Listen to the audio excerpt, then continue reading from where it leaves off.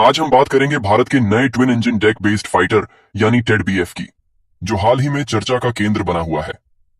Arrow India 2025 में पेश किए गए इस फाइटर जेट के स्केल मॉडल को देखने के बाद कई लोग इसे फ्रांस के दसौत रफाल से मिलता जुलता मान रहे हैं। लेकिन क्या वाकई ऐसा है? चलिए इस पूरे मामले को विस्तार से समझते हैं।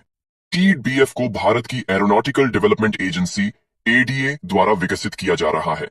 इस फाइटर जेट के डिजाइन को लेकर यह बहस छिड़ गई है कि क्या यह पूरी तरह स्वदेशी है या फिर इसमें फ्रांस के रफाल का प्रभाव देखने को मिलता है। कई विशेषज्ञों ने इसके कनार्ड डेल्टा विंग कॉन्फ़िगरेशन और ट्विन इंजन लेआउट की तुलना रफाल से की है। क्या इसका मतलब यह है कि भारत ने रफाल को कॉपी किया है? कुछ लोग इसे एक आम एरोडायनामिक समाधान मानते हैं जो समान ऑपरेशनल जरूरतों के लिए विकसित किया गया है। वहीं कुछ लोगों का मानना है कि एडीए ने फ्रांसीसी जेट के कुछ हिस्सों को कॉपी किया है। लेकिन इस दावे को टेड बीएफ प्रोजेक्ट से जुड़े अधिकारी पूरी तरह नकारते हैं। एडीए के एक प्रतिनिधि ने स्पष्ट किया कि यह डिजाइन कई अलग अलग कॉन्सेप्ट्स के आंतरिक मूल्यांकन के बाद चुना गया है और यह पूरी तरह भारतीय नौसेना की जरूरतों के हिसाब से तैयार किया गया है। एडीए का कहना है कि टेड बीएफ का विकास स्वदेशी light combat aircraft LCA, Tejas और उसके नौसैनिक वेरिएंट से मिले अनुभवों पर आधारित है। उन्होंने साफ किया कि इस प्रोजेक्ट में रफाल की ब्लूप्रिंट या टेक्नोलॉजी का कोई इस्तेमाल नहीं किया गया है। भारतीय वायुसेना के रफाल फाइटर्स या उनकी गोपनीय तकनीकी जानकारी को टेड बीएफ के डिजाइन में शामिल करने का कोई प्रमाण नहीं है। यह बहस तब उठी जब भारत ने फ्रांस से 36 रफाल जेट्स वायुसेना के लिए खरीदे और उसके बाद 26 रफाल मरीन वेरिएंट को भारतीय नौसेना के लिए ऑर्डर किया। कुछ आलोचकों का मानना है कि इन सौदों के ऑफसेट एग्रीमेंट्स के माध्यम से भारत को रफाल की कुछ टेक्नोलॉजी तक पहुंच मिली होगी, लेकिन इस दावे का कोई ठोस आधार नहीं है।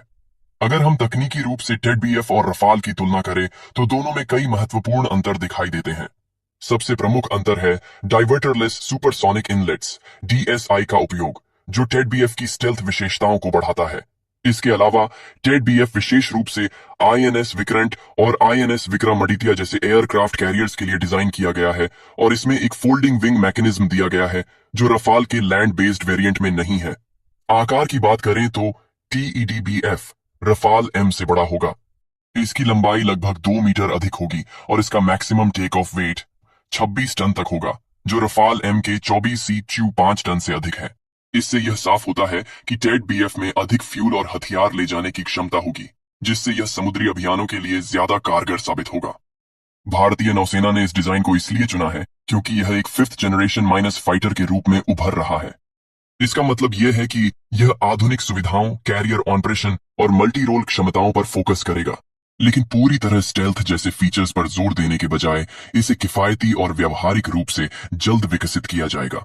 उम्मीद की जा रही है कि यह फाइटर 2030 के मध्य तक सेवा में आ जाएगा और तब तक भारतीय नौसेना के MiG-29K को रिप्लेस करेगा। अब सवाल उठता है, क्या यह वास्तव में रिवर्स इंजीनियरिंग का मामला हो सकता है? कई लॉजिस्टिकल चुनौतियां इस संभावना को नकारती हैं। भारतीय वायुसेना के रफाल ऑन ऑपरेशन बेहद सख्त प्रोटोकॉल के तहत होते हैं और अब तक ऐसा कोई सार्वजनिक प्रमाण नहीं है कि एडीए को डसॉल के डिजाइन सीक्रेट्स तक कोई पहुंच मिली हो। आमतौर पर ऑफसेट एग्रीमेंट्स का मतलब मैन्युफैक्चरिंग या कंपोनेंट सप्लाई होता है, न कि कोर डिजाइन ट्रांसफर। इस पूरे विवाद के बावजूद यह साफ है कि टेड बीएफ भारत की आत्मनिर्भरता की दिशा में एक महत्वपूर्ण कदम है। यह दशकों की भारतीय एरोस्पेस रिसर्च और डेवलपमेंट का नतीजा है। आने वाले समय में जब यह फाइटर अपनी पहली उड़ान भरेगा, तब यह भारत की तकनीकी क्षमता और रक्षा क्षेत्र में आत्मनिर्भरता की एक और मिसाल बनेगा। अगर आपको यह वीडियो पसंद आया हो तो इसे लाइक करें, अपने विचार कमेंट में बताएं और हमारे चैनल को सब्सक्राइब करना ना भूलें।